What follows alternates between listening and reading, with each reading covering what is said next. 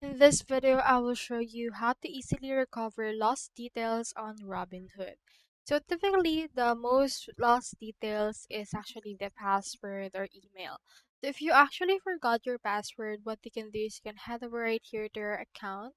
Then from in there, click over to the settings. And then from in there, it should be able to show you the account settings that you have right there.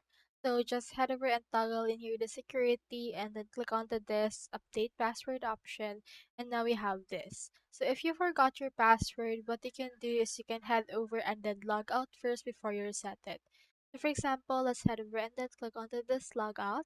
And then from in there, you should be able to see in this. So you just need to enter in here the wrong password.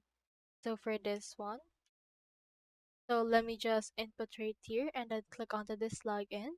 Now, if you actually see that it's enabled, just click onto this I need help and click on I forgot my password or email. Just choose on each one of them and you should be able to retrieve it from that. So that's all there is today, and I hope this video helped you out.